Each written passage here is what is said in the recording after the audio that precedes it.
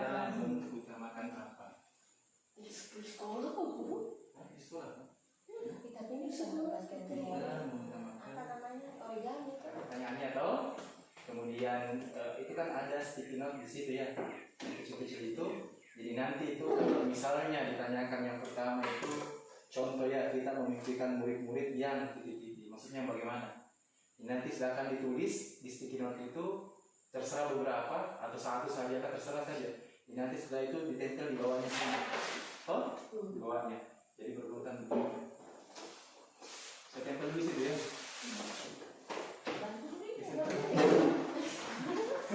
Kita selesai. Sana isolasinya. Saya yang Pak Guru yang isolasi. Tidak ada bunyi Pak Guru. Iya, itu caranya. Tidak bunyi di sini mana? Habis. Yang ada merah kecil di sini ada merah keping kecil yang kita bisa ada. Ya, bongkar jadi.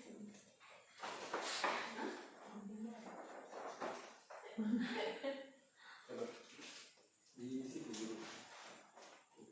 Baru dibuka toh.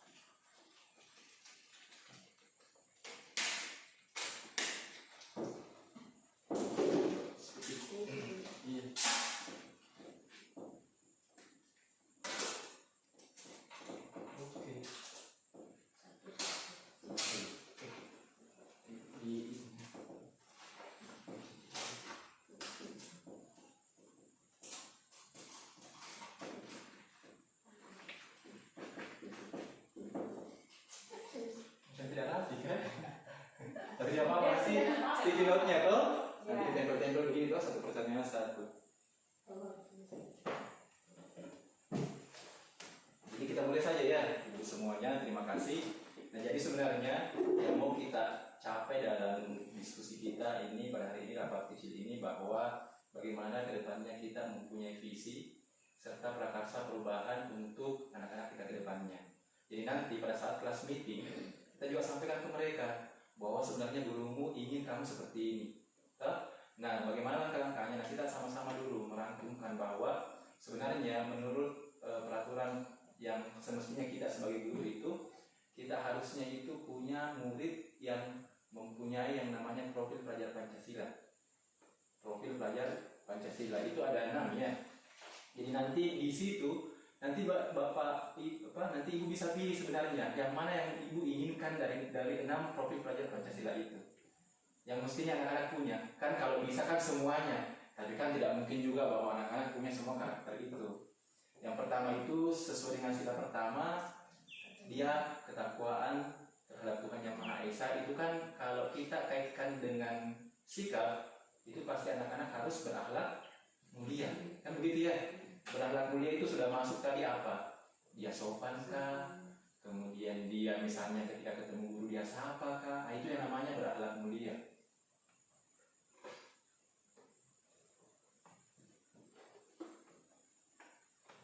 Itu yang berakhlak mulia yang pertama toh. Kemudian ada yang namanya kalau berkebinekaan global. Maksudnya begini, kalau berkebinekaan global itu berbagai macam suku, adat, budaya, tapi mereka tetap satu. Begitu maksudnya berkebinekaan global. Di sini kan juga kayak misalnya kita saja guru di sini berbagai jenis suku ya. Saya Bugis, ibu Ambon, ibu Catur Jawa, ibu Aylo Jawa.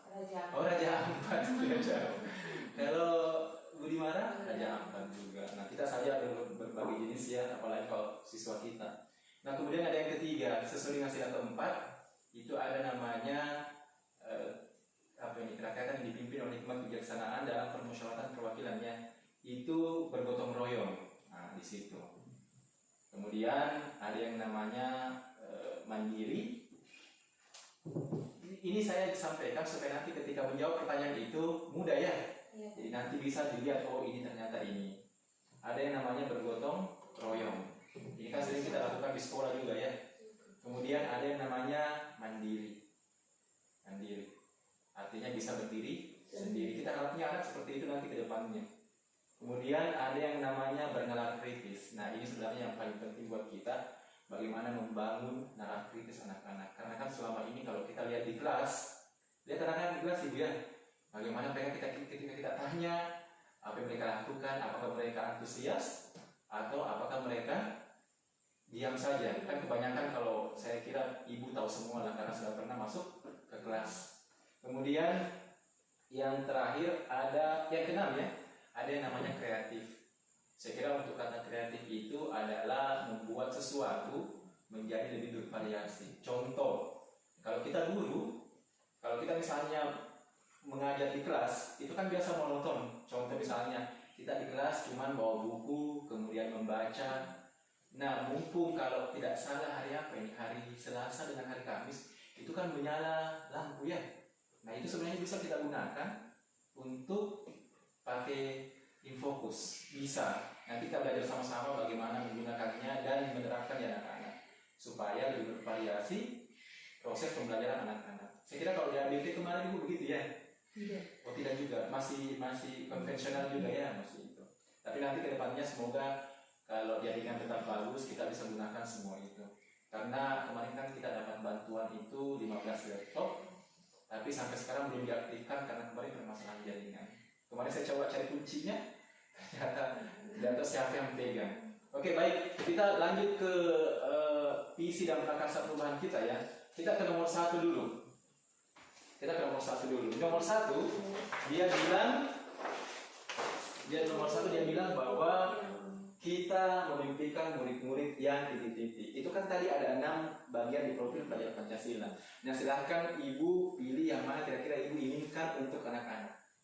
Terserah mau semua kah, mau apakah, tapi bagusnya kita spesifikkan dulu yang mana kira-kira kita mau untuk mereka punyai pada diri mereka, pada karakter mereka ya, pada dirinya anak-anak begitu. Kan ada 6 tadi toh? Nah, itu nanti pilih salah satunya atau 2 kah, atau kalau misalnya mampu dilaksanakan semuanya. Pilih saja kira-kira seperti apa yang murid-murid kita impikan.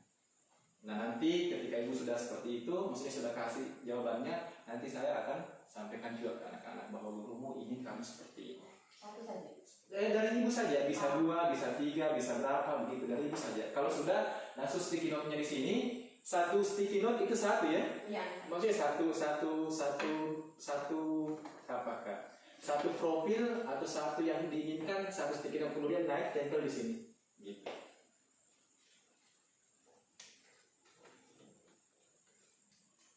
Bisa juga kalau bisa dan kayak jujur, saya ingin siswa yang jujur begitu bisa.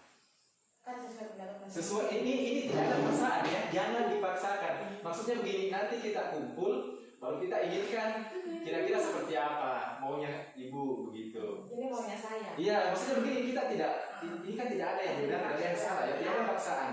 Maunya kita. Maunya saya. Maunya kita gitu. Jadi nanti kita rampungkan begitu. Jadi 1 sticky note itu 1. Jadi kalau misalnya ada 2, bikin 2 sticky note gitu maksud saya. Kalau 2 bikin 2. Ini kan ibu catat kan 1 toh? Kemudian di sini lagi 1. Kalau misalnya ibu catat masih mau tambah begitu.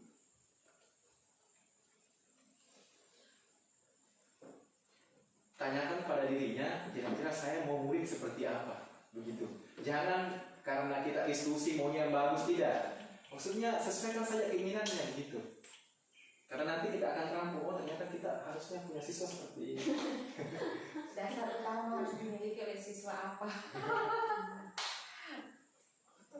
Tidak mudah kayak gini mau main. Langsung saja ibu, kasih saja alasnya. Oh ibu, ini semestinya begini tadi. Ambil yang 1 sudah lupa? Ya, maksudnya pakai yang 1 saja baru begitu.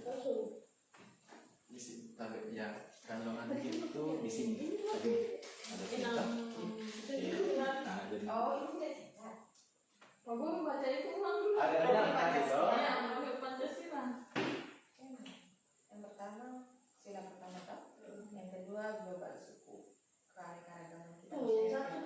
Kemudian ada yang namanya bertaraf kritis. Bagaimana anak-anak berpikir? Tidak. Itu yang ketiga. Itu yang keempat. Yang kelima itu. Kemudian ada bergotong royong. Kemudian ada mandiri. Ada bertaraf kritis. Mandiri 4. Dan yang terakhir itu kreatif. Ya. Nah ini yang masih susah sebenarnya buat kita. Contoh, papan tulis ini toh kalau orang kreatif itu bisa dia gunakan untuk hal lain begitu. Ya. Orang kreatif seperti itu. Jadi satu barang dia bisa fungsikan berbagai jenis. Oke.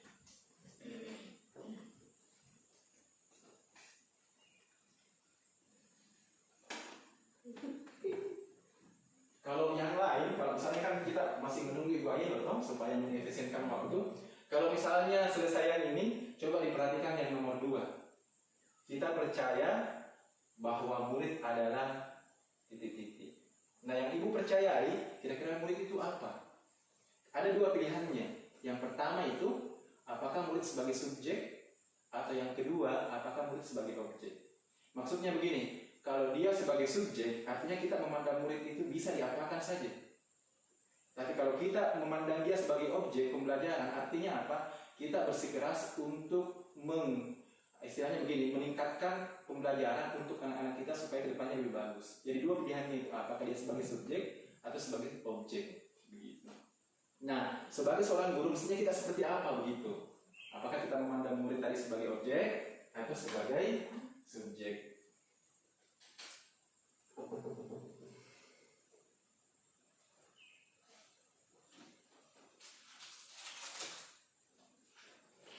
Berarti yang nomor 2 apa ini? Iya, yang nomor 2 kalau sudah selesai nomor 1-nya tadi, silakan lanjut ke nomor 2-nya.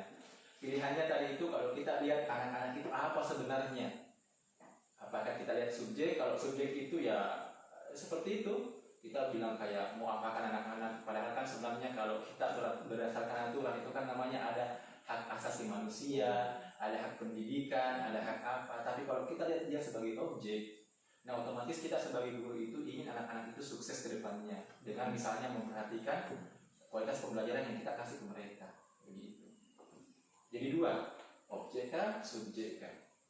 Kita hari ini ungkapkan apa sebenarnya yang kita rasakan terhadap anak-anak kita toh. Nanti kita juga, Pak, saya pribadi nanti ketika kelas meeting, kalau misalnya ada ibu yang mau ikut, nah kita juga ungkapkan ke mereka, ternyata gurumu maunya kamu seperti ini. Nah, apa kira-kira yang kamu lakukan supaya kamu bisa seperti ini? Kan begitu.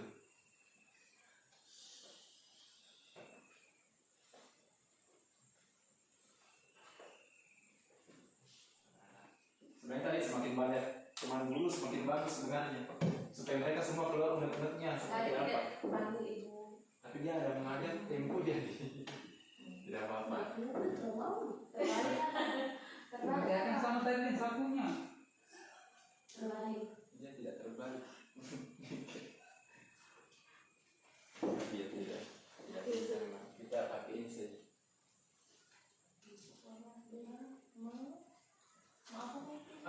Yang ketiga, kalau di sekolah itu apa yang ibu utamakan? Apakah diri sendiri sebagai seorang guru? Apakah kepala sekolah atau anak-anak? Nah itu. Sini saya itu. Berarti ibu coba kalau ini, coba begini. Begini. Coba kalau ini kan bintang. Apa sebenarnya mereka? Oh, ini kurang bagus ya. Ibu pilih sendiri biru jadi. Kita ganti ibu ya. Adakah tidak yang lebih begininya? Yang banyak? Masih ada? Ini. Coba. Ini masih ada. Tidak, masih banyak. Adakah tidak banyak? Coba, ibu ya, sedikit ya. Ini tidak bisa jadi. Ibu bisa mungkin ditulis ulang. Soal. Oh iya. Oh ini satu sudah. Nah, yang ketiga itu kan dia bilang di sekolah kita mengutamakan apa? Tadi itu kan kalau di sekolah kan ada istilahnya ruang lingkup sekolah anak-anaknya, kemudian ada gurunya, kemudian ada kepala sekolahnya. Nah, 3 ruang lingkup itu saja karena kita kan di sini tidak ada penjaga sekolah, tidak ada apa kan begitu ya.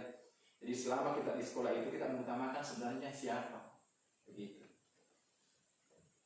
Nah, sebagai pendidik ya, itu kita berkaca sebagai pendidik, bukan sebagai pribadi. Jadi kalau kita pendidik, sebenarnya siapa yang kita utamakan? Maksudnya sih, apa yang ibu percaya, apa yang ibu yakini, silahkan ditulis saja. Nanti kita... Pak Guru, maksudnya bisa pakai selain dari ruang lingkup capture siswa guru? Bisa, silakan.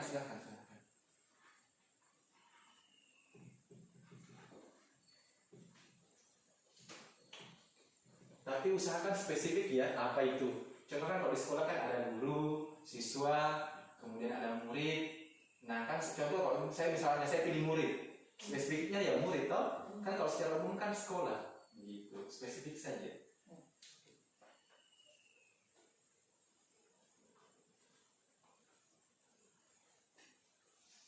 Satu note, ingat ya, satu note itu satu catatan itu satu. Jadi kalau bikin dua, note-nya dua, note-nya sama sekali dengan hal-hal di luar itu, dalam arti bahwa ini sesuai dengan perasaan dan keinginan dari ibu-ibu sekalian, gitu. Untuk anak-anak kita ke depannya. Ya, kita itu guru. Kita sebagai guru sadar bahwa murid itu sebenarnya siapa, apa di sekolah, begitu. Silakan tuangkan saja apapun yang ada di pikirannya Ibu Doran. Tidak usah bilang salahkah, benarkah, tidak ada itu. Intinya apa di pikirannya. Bapak, maksudnya ibu ini pikir itu anak-anak seperti apa gitu. Yang nomor 4 itu, ini kan kita punya murid di sekolah ya. Nah kita sebagai guru sadar bahwa anak ini sebenarnya apa, begitu. Beda dengan yang kedua tadi toh. Ini kan kalau yang kedua tadi kan kita percaya bahwa anak ini adalah objek atau subjek. Nah yang keempat, murid di sekolah. Nah ini pendapatnya ibu bahwa siswa itu apa sebenarnya, begitu. Silahkan tuangkan saja apapun. Nanti kita satukan, baru nanti kita jadikan sebagai visi dan prakarsa perubahan. Seperti ini banyaknya.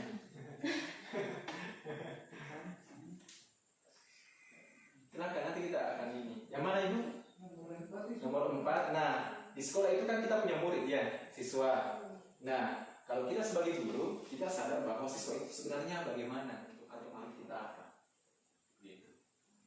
Maksudnya apakah mereka nanti dengan memiliki misalnya karakter yang diimpikan itu bisa terlaksana dengan baik atau bagaimana? Begitu. Keyakinannya Ibu Dora. Apakah yang tadi Ibu impikan itu mereka bisa laksanakan atau bagaimana? Silakan. Ini kita warga sekolah ini yakin untuk apa dengan yang tadi ini, lakukan dengan baikkah atau bagaimanakah? Nomor 4 itu murid di sekolah kita sadar betul bahwa dia itu apa atau bagaimana dari argumennya saja. Dari karakternya. Terserah dari karakternya kah, dari sikap perilakunya kah, dari kesehariannya terserah. Tapi lingkupnya itu siswanya ya, di siswanya.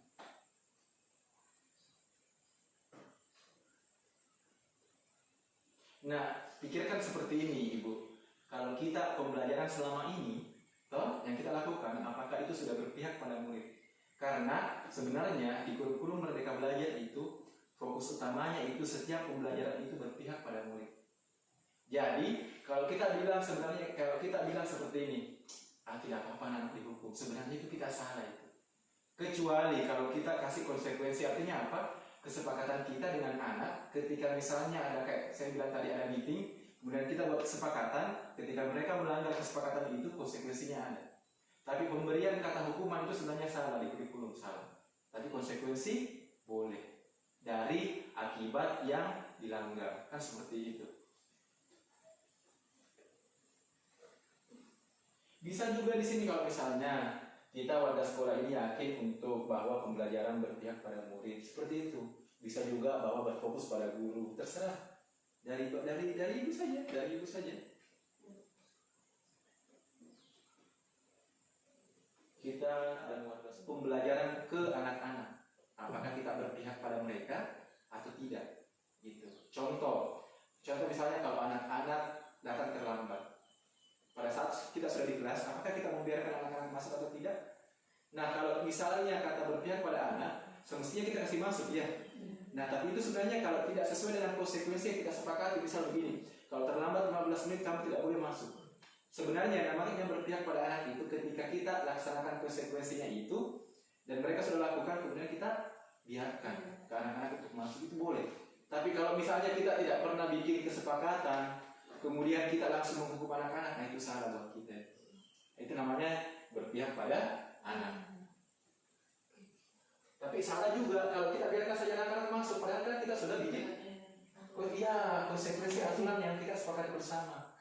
Nah itu kalau kata-katanya itu memanjakan istilahnya. Tapi kalau kita bikin sesuai dengan aturannya, konsekuensinya berarti nah itu kita baru berpihak pada anak-anak. Makanya tidak salah itu kalau ada konsekuensi yang kita berikan. Yang nomor 5, kita warga di sekolah ini yakin untuk keyakinannya saja toh. Kita sebagai warga sekolah di sini, apakah anak-anak bisa merealisasikan apa yang menjadi yang kita impikan untuk mereka? Dari begini Bu, perhatikan yang anak-anak mereka lakukan, apakah mereka bisa? Gitu. Tapi kita sebagai guru pasti yakin bahwa anak-anak bisa. Gitu. Tergantung nanti bagaimana ke depannya kita sebagai guru.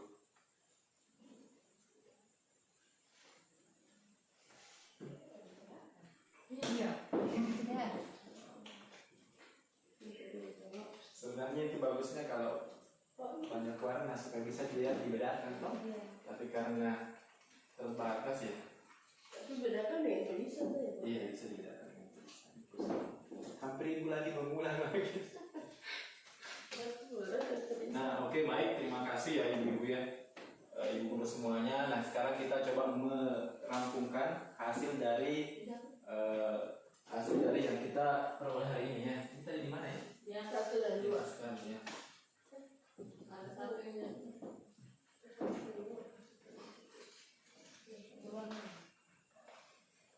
Nah coba perhatikan yang pertama tadi, bahwa kita memimpikan murid-murid yang bagaimana. Nah berdasarkan profil pelajaran Pancasila itu kan tidak ada 6 ya. Nah di sini saya perhatikan dari ibu guru semua bahwa di sini ada beberapa yang dipilih ya. Yang pertama itu ada dari, kita tidak usah sebut ya siapa ya, tapi kan memperkuat iman, etika, tata krama yang baik. Memperkuat iman berarti itu harus berakhlak mulia ya. Pertama itu. Kemudian lanjut memiliki akhlak mulia, berarti sudah 2 gitu. Selanjutnya murid-murid harus kreatif, sopan dan taat pada aturan-aturan sekolah. Selanjutnya siswa harus belajar menghormati dan menghargai orang tua. Nah dari kebanyakan di sini sebenarnya itu cuma kalau kita perhatikan secara garis besarnya ya, itu intinya berakhlak mulia ya. Kalau dia sudah berakhlak mulia, berarti segala sesuatu seperti taat aturan kah, kemudian menghormati kah, itu pasti sudah bisa terrealisasi. Artinya apa? Kita sepakat bahwa kita ingin anak-anak kita mempunyai akhlak yang mulia atau yang baik. Oke, berarti prakarsa perubahannya mewujudkan siswa SMA Negeri 6 Raja Ampat yang berakhlak mulia. Nah, masih ada ya. Nah, sebenarnya dari semua rangkaian ini, apa yang kita inginkan pada siswa? Gitu. Apa sebenarnya yang kita inginkan pada siswa? Nah, itu tadi mereka memiliki akhlak mulia. Tapi kita sebagai seorang guru, apakah sudah memberikan yang terbaik buat siswa kita? Seperti itu.